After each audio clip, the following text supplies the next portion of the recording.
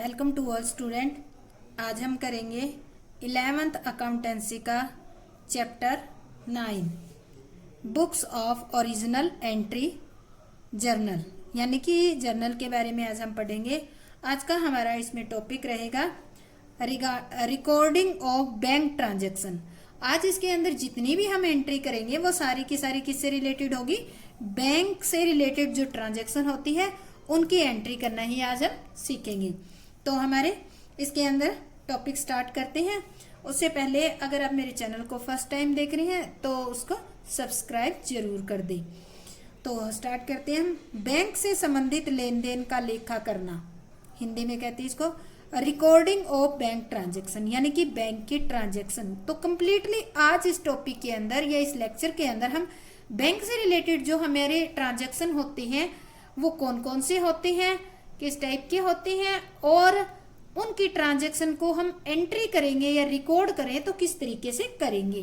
तो सबसे पहले और एक बहुत ही जानी मानी एंट्री जो है या ट्रांजैक्शन वो है बैंक में रुपए जमा करवाना। अब देखो बैंक, हाँ ये है हमारा बैंक, ठीक है, और ये है हमारा बिजनेस। तो अब देखो बैंक में रुपए जमा कराएंगे तो पैसे जो कैश है, ठीक है, यहाँ कैश बिजनेस में से तो कम हो जाएगा और कहाँ बढ़ जाएगा? बैंक में चला जाएगा। तो आपको रियल अकाउंट वाला रूल याद होगा, या जिसके पास यानी कि जो चीज इंक्रीज होती है उसको डेबिट करते हैं और जो डिक्रीज होती है उसको हम क्या करते हैं? क्रेडिट करते हैं। यानी कि एसेट्स कैश हमारा क्या हो रहा है? यहाँ कम हो रहा है, कम हो रहा है तो हम क्या कर देंगे? कैश को क्रेडिट। दूसरा देखो ये पैसे जा कर रहे हैं, बैंक में जा रहे हैं, बैंक के पास है तो हमारे अकाउंट में ना, तो हम एंट्री करेंगे bank account debit to cash account, और नरेशन बाद में हम क्वेश्चन में लिख लेंगे, एंट्री करने सीख लेते हैं। तो इस तरह से हमारे रुपए कैश थे और वो किस में चले गए? पहले तो हमारे बैंक के लॉकर में रखे हुए थे और वहां से रुपए निकल कर किस में चले गए? बैंक में। तो हम एंट्री करेंगे bank account debit to cash account. दूसरी हमारी एंट्री आती है बैंक से रुपया निकलवाना। अब इस कंडीशन में क्या होगा? हमारा बैंक में खाता है, उसमें से रुपए निकलकर हमारे पास आ जाते हैं, तो इसमें क्या होगा? बैंक में पैसे कम हो जाएंगे और बिजनेस में पैसे बढ़ जाएंगे, यानी कि कैश बढ़ जाएगा, ठीक है। यहाँ हमने कैश लिखा है, कैश क्या होगा? इंक्रीज हो जाएगा। तो अब देखो कम क्या हो गया हमारा? बैंक, और कैश हमारा इंक्रीज हो गया, तो यही वाली अपोजिट एंट्री हो जाएगी। तो एंट्री करेंगे cash account debit to bank account. ये जो इस टाइप की हम एंट्री कर रहे हैं ना, जिसमें बैंक में रुपया जमा कराना और रुपया निकालना, ये जो दोनों एंट्री है इनको कॉन्ट्रा एंट्री कहते हैं। कॉन्ट्रा एंट्री, कॉन्ट्रा एंट्री का मतलब यानी कि आपके ही रुपए एक स्थान से दूसरे स्थान और दूसरे स्थान से पहले स्थान पर आ जाते हैं। इस तरह की जो एंट्री होती है उसको कॉन्ट्रा एंट्री कहा जाता है। अगर आपसे पूछे तो कॉन्ट्रा एंट्री कितनी होती है, तो दो होती है, एक जमा करवाने की और एक रुपया निकलवाने की। तो ये हमारी दोनों एंट्री होगी, बैंक में रुपया जमा करवाना और बैंक से रुपया निकलवाना। अब इसके बाद देखो आगे बैंक से और कौन कौन से ट्रांजैक्शन होते हैं। जितने भी बैंक से ट्रांजैक्शन होते हैं वो मैंने यहाँ पर नोट कर लिए हैं और साथ के साथ आपको पढ़ भी लोगे और इसको कर भी लोगे। यदि किसी ग्राहक से यदि चेक, ड्राफ्ट आदि प्राप्त किया जाए और उसे उसी दिन बैंक में जमा कराने के लिए भेज दिया जाए। यहाँ पे आपको क्या करना है? कोई भी व्यक्ति है, देखो बिजनेस में हम क्या करते हैं, सारा नगद तो प्राप्त करते ही नहीं। कई बार क्या होते हैं, कई कस्टमर हमें चेक दे देते हैं, कई ड्राफ्ट दे देते हैं, ठीक है, हमारे पास चेक आ गया, ड्राफ्ट आ गया, अगर उसे उसी दिन बैंक में जमा करवाने के लिए भेज दिया जाता है तो हम एंट्री क्या करेंगे? वो चेक या ड्राफ्ट हमारा कहाँ चला गया? बैंक में। तो हम एंट्री करेंगे बैंक अकाउंट डेबिट टू, वो चेक और ड्राफ्ट देखो हमने तो नहीं बनाया था, वो किसने दिया था? किसी ग्राहक ने। तो हम लिखेंगे टू कस्टमर पर्सनल अकाउंट। किसी ग्राहक ने दिया है तो हम क्या करेंगे, ग्राहक से लेकर सीधे उसी दिन बैंक में जमा करवा देंगे, तो एंट्री करेंगे bank account debit to customer personal account. अब इसके बाद अगली आती है हमारी नेक्स्ट, किसी ग्राहक से चेक ड्राफ्ट प्राप्त किया जाए और उसे उसी दिन बैंक में जमा करने के लिए नहीं भेजा जाए। ऊपर वाली एंट्री है उसमें तो हमने उसी दिन भेज दिया बैंक में, पर इसको क्या किया हमने, बैंक में नहीं, उसी दिन बैंक में जमा करने के लिए नहीं भेजा। तो ये चेक और ड्राफ्ट है कहाँ, आपके हाथ में है, तो हम लिखेंगे चेक इन हैंड। आपके हाथ में है ना ये cheque in hand account debit, और ये दिया किसने है, कस्टमर ने, तो एंट्री करेंगे कस्टमर पर्सनल अकाउंट। यहाँ कस्टमर पर्सनल अकाउंट की जगह जो व्यक्ति हमें देगा उसका नाम लिखेंगे। जैसे राम दिया है, राम ने दिया है तो टू राम आ जाएगा। सेम इसी तरह से, यानी कि जिससे हमें कुछ डीलिंग होती है उसकी जगह हम यहाँ पर कोई नाम नहीं है तो हम पर्सनल अकाउंट लिख रहे हैं, जब सम करेंगे तो उसका नाम लिख देंगे इसके अंदर। इसके बाद नेक्स्ट एंट्री आती है, उपरोक्त चेक को बैंक में जमा करने के लिए भेजने पर। मान लेते हैं ये 4 तारीख को चेक हमारे पास आया, ठीक है, हमने क्या किया, अपने हाथ में रख लिया, उसी दिन नहीं भेजा, अगले दिन हम उस चेक को बैंक में भेज रहे हैं, तो इस चेक को हमने किस में कन्वर्ट कर दिया था, चेक इन हैंड में कन्वर्ट कर दिया था।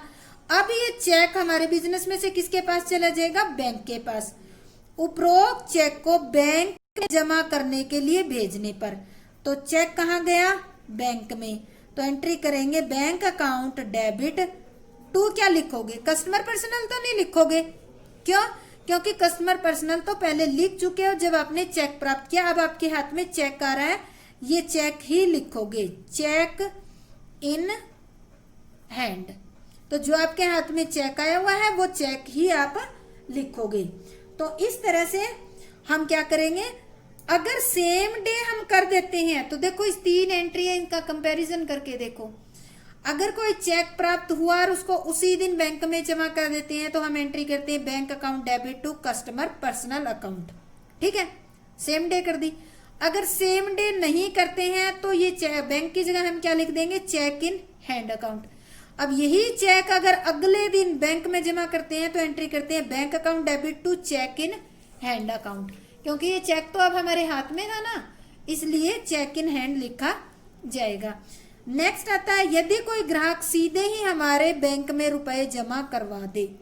कोई भी ग्राहक है वो सीधे ही हमारे बैंक में रुपए जमा करवा देता है, सीधी सी बात है, बैंक में हमारे ही खाते में जमा होंगे, तो एंट्री करेंगे बैंक अकाउंट डेबिट टू, किसने करवाए हैं, राम श्याम गीता सीता, जो भी कस्टमर है उसने, तो एंट्री करेंगे bank account debit to customer personal account.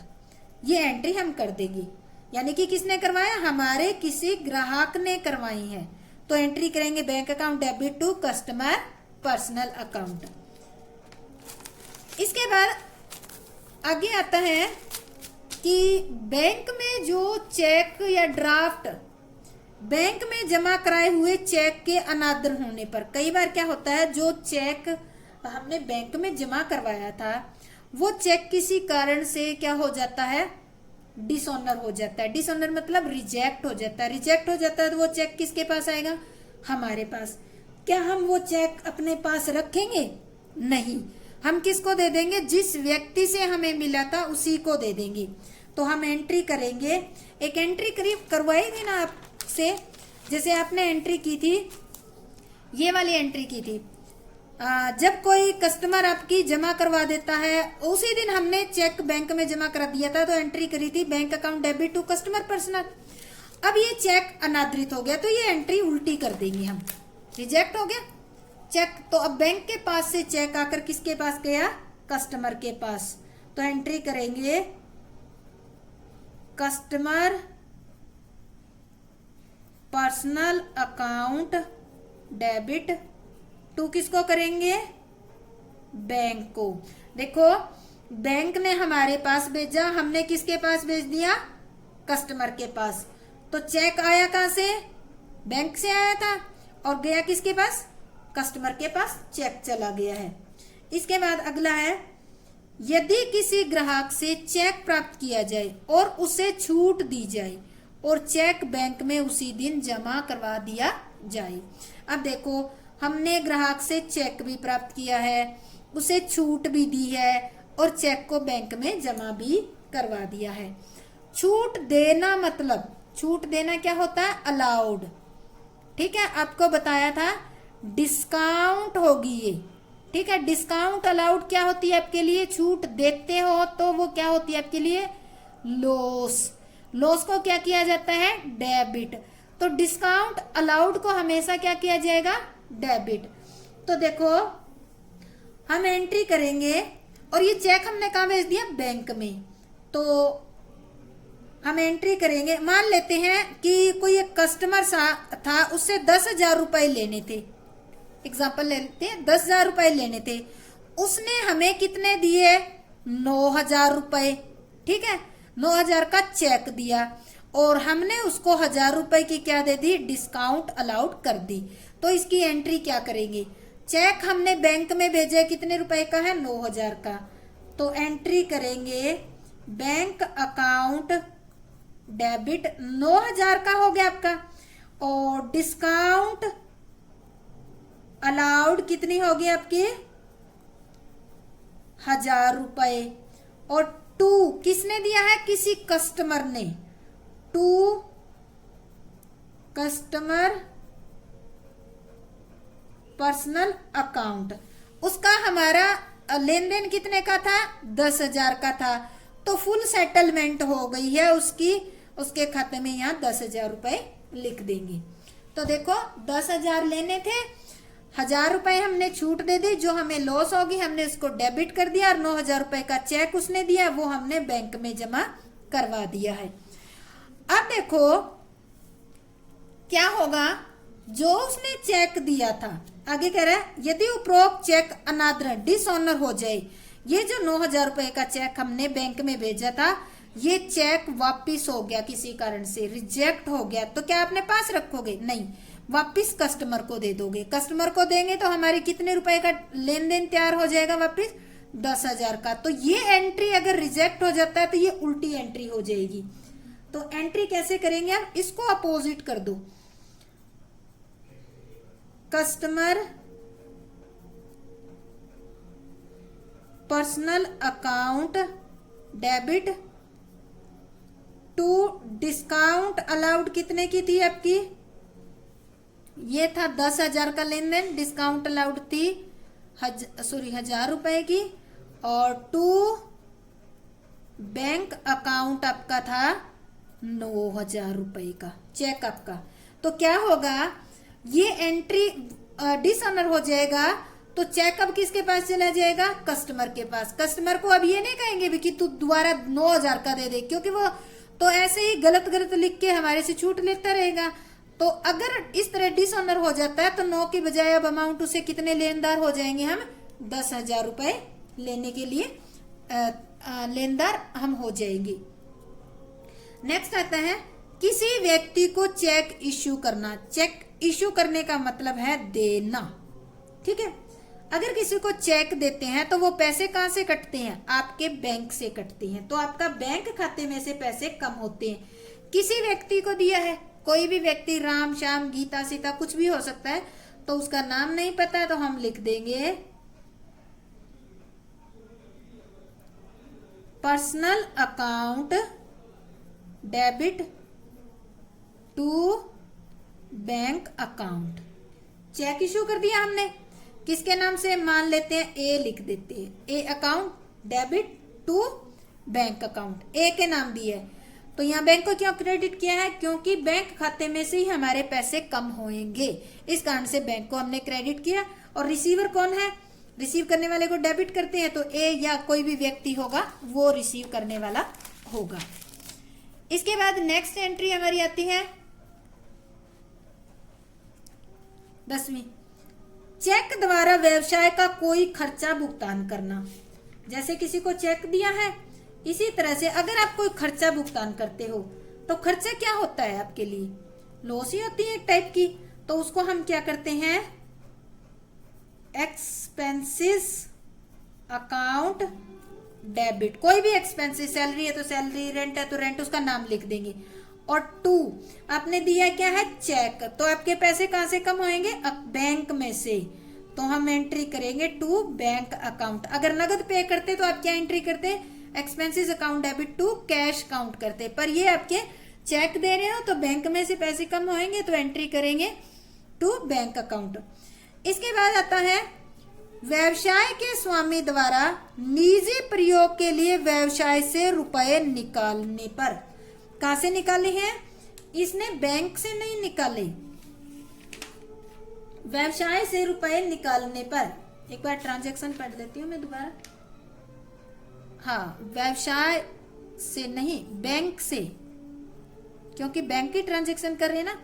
व्यवसाय के स्वामी द्वारा निजी प्रयोग के लिए बैंक से रुपए निकालने पर। अगर वो बैंक से रुपए निकालेगा तो आपके पैसे कहां से कम होंगे, बैंक से। पर ये किस प्रयोग के लिए ले रहा है, निजी प्रयोग। निजी प्रयोग के लिए यूज करता है तो उसको क्या कहा जाता है, ड्रॉइंग। तो एंट्री करेंगे drawing account debit to bank account, क्योंकि आपके बैंक में से पैसे कम होंगे। ड्रॉइंग आपके लिए क्या है, एक टाइप का लॉस है, तो इसलिए इसको डेबिट कर दिया। इसके बाद आता है बैंक द्वारा ब्याज वसूल करने पर, इंटरेस्ट चार्ज बाय बैंक। तो देखो, बैंक आपने मान लेते हैं कि कुछ पैसा ले रखा है, तो बैंक क्या करती है, आपसे ब्याज लेती है। वो ब्याज आपके लिए क्या होता है, खर्चा। तो हम एंट्री करेंगे interest account debit to. Bank अगर ब्याज वसूल करेगी तो क्या आपके घर आएगी हर महीने ब्याज वसूल करने, नहीं आएगी ना।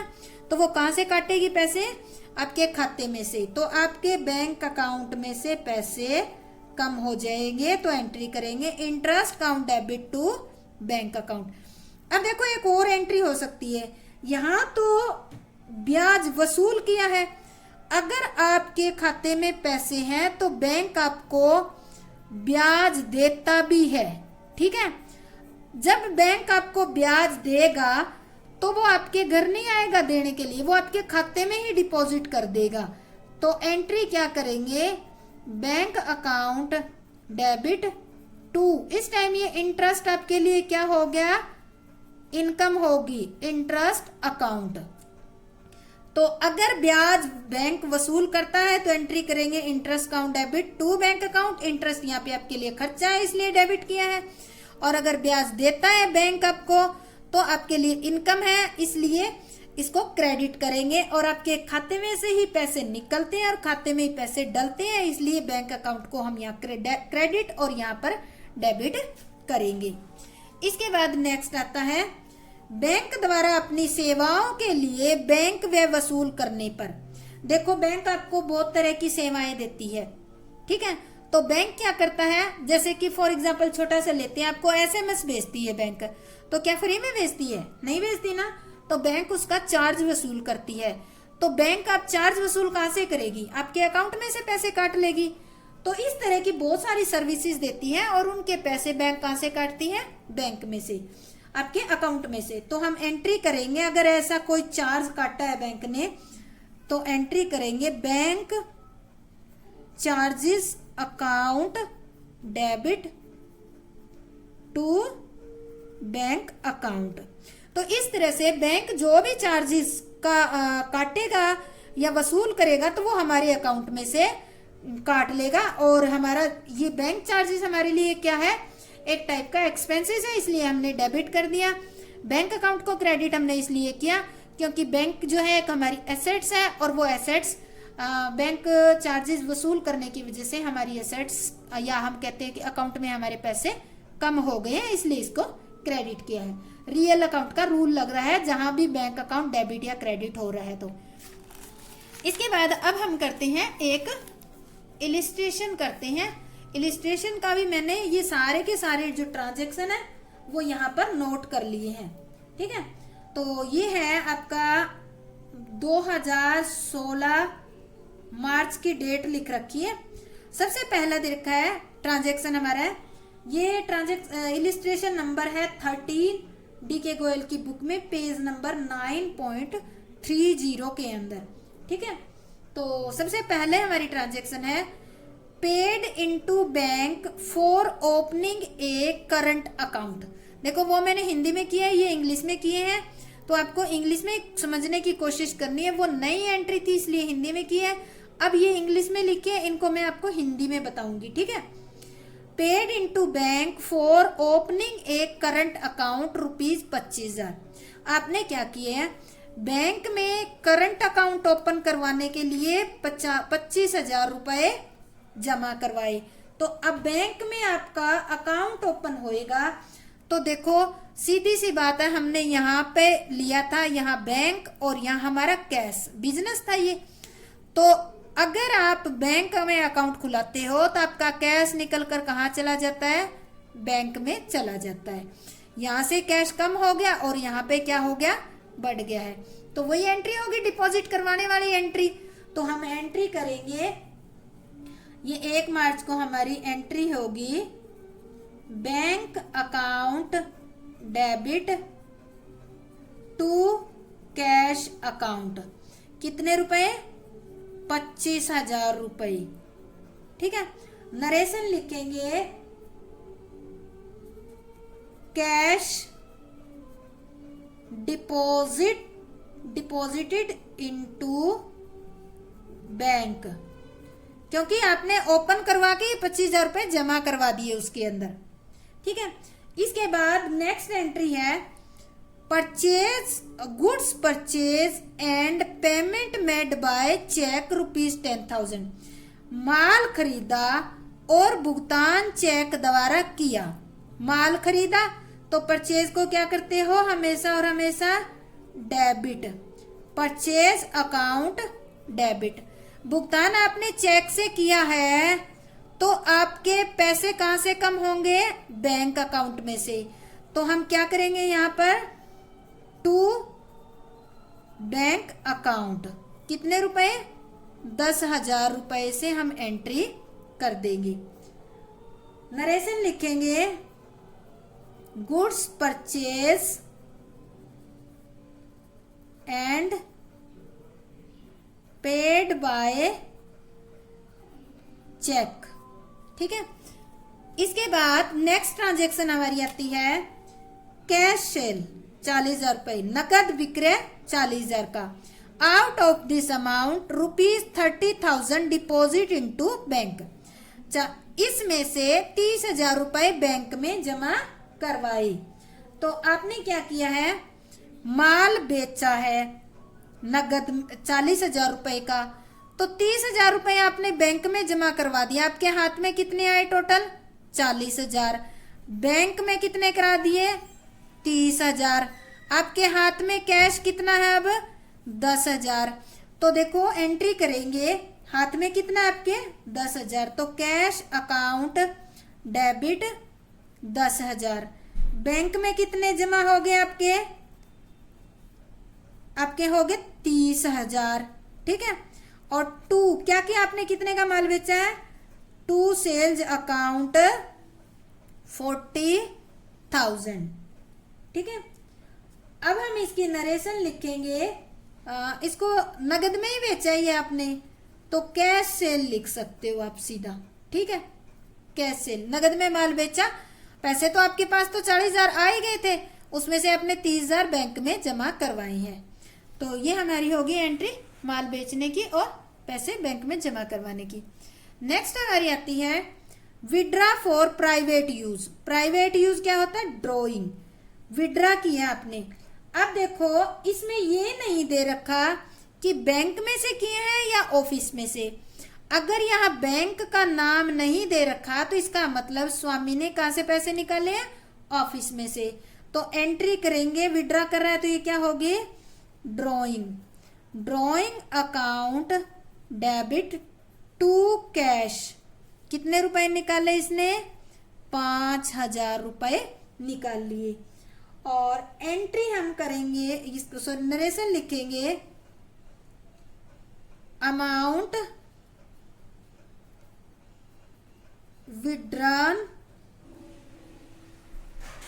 Withdraw for private use.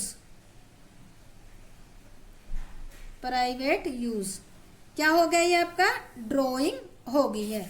तो इस तरह से हम इसकी एंट्री कर देंगे। नेक्स्ट हमारे आता है, नेक्स्ट एंट्री हमारी है विड्रा फ्रॉम, यहां देखो क्या कर रखा है, withdraw from bank for private use 4,000। पहले तो ऑफिस में से निकाले थे, अब पैसे कहां से निकाले हैं? बैंक में से निकाले हैं। तो इस टाइम हम एंट्री करें क्या करेंगे? तो ये प्राइवेट यूज हमारे लिए क्या है? ड्राइंग। तो एंट्री करेंगे ड्राइंग अकाउंट डेबिट टू, पैसे बैंक में से निकाले हैं तो टू बैंक अकाउंट, कितने रुपए? 4,000 रुपए बैंक में से कम हो गए। नरेशन लिखेंगे हम, amount withdraw from bank for private use. तो हम लिख देंगे कि बैंक में से रुपए निकालने किसके लिए? प्राइवेट यूज करने के लिए। तो ये हमारी ड्राइंग होगी, ड्राइंग खर्चा इसलिए डेबिट कर दिया, और हमारे खाते में से पैसे कम हुए इसलिए हमने बैंक अकाउंट को क्रेडिट कर दिया। इसके बाद नेक्स्ट एंट्री हमारी आती है विड्रा फ्रॉम बैंक ₹12,000। अब देखो हमने बैंक में से रुपए निकाले हैं, पर प्राइवेट यूज के लिए नहीं निकाले, ऑफिस में यूज के लिए निकाले हैं। तो यहाँ पर देखो ये हमारा बैंक है और ये बिजनेस है, यहाँ पर कैश आएगा। बैंक में से रुपया निकल कर कहाँ आ जाएगा? कैश में। तो यहाँ क्या हो जाएगा? आपका पैसा कम हो जाएगा और यहाँ इंक्रीज हो जाएगा। दोनों एसेट्स है, ठीक है। तो अपने रियल अकाउंट का रूल याद ही होगा, जो एसेट्स इंक्रीज होती है उसको डेबिट और जो एसेट्स डिक्रीज होती है उनको क्रेडिट करते हैं। तो हम यहाँ एंट्री करेंगे कैश अकाउंट डेबिट 12,000 और टू बैंक अकाउंट कितने? 12,000। तो यहां लिखेंगे नरेशन में amount withdraw from bank for office use लिखना है, ये आपको ऑफिस यूज के लिए आपने निकाले हैं। तो इसके बाद हमारे आते हैं next, placed on fix deposit account at bank, ठीक है, by transferring from current account. आपने क्या किए? करंट अकाउंट में से पैसा आपने, ये 20,000 रुपए है अमाउंट, 20,000 रुपए आपने करंट अकाउंट में से पैसा फिक्स डिपॉजिट अकाउंट में ट्रांसफर कर दिया है, ठीक है। ये आपका एफडी था और ये आपका करंट अकाउंट था, दोनों ही आपके हैं। ये भी आपकी एसेट्स है और ये भी आपकी एसेट्स है। पैसा कहां से निकलकर? करंट अकाउंट से निकलकर कहां पहुंच गया? आपका फिक्स डिपॉजिट अकाउंट में पहुंच गया। तो ये आपका क्या किसको डिनोट कर रहा है? करंट अकाउंट जो रूटीन में आप यूज करते हो, तो इसको आप, ये आपका बैंक में जो अकाउंट मेन अकाउंट है वो है, ठीक है। तो इससे क्या हो गया? आपका बैंक का अकाउंट डिक्रीज हो गया और एफडी जो है आपके एक एसेट्स है वो आपकी क्या होगी? इंक्रीज होगी। तो ये आपको एक सर्टिफिकेट मिलता है और ये अकाउंट है आपका, इसमें पैसे डालते हो और निकालते हो। तो हम एंट्री करेंगे फिक्स डिपॉजिट अकाउंट डेबिट 20,000 रुपए और टू, ये पैसे निकले कहां से? आपके खाते में से निकले हैं, टू बैंक अकाउंट। तो 20,000 रुपए हम लिख देंगे। अब नरेशन लिखेंगे amount transferred from current account. छोटा सा लिख सकते हो कि ये पैसे इसमें कहां से आए, करंट अकाउंट से ट्रांसफर किए हैं। तो ये आज हमने बैंक से रिलेटेड जितनी भी एंट्री थी वो सारी एंट्री हमने कर ली और इसका एक हमने इलिस्ट्रेशन भी कर लिया। तो ये जितनी भी बैंक की एंट्री है ये आपको एक दो बार पढ़कर अच्छे ढंग से समझकर आपको याद करनी है, और अगर ना समझ में आए तो आप इस वीडियो को एक या दो बार देखोगे तो आपको अच्छी तरीके से समझ में आ जाएगी। तो अगर आपको समझ आ गई है, अच्छा लगा ये लेक्चर, तो मेरे चैनल को लाइक शेयर और सब्सक्राइब जरूर करें। आपका बहुत बहुत धन्यवाद। जय हिंद, जय भारत।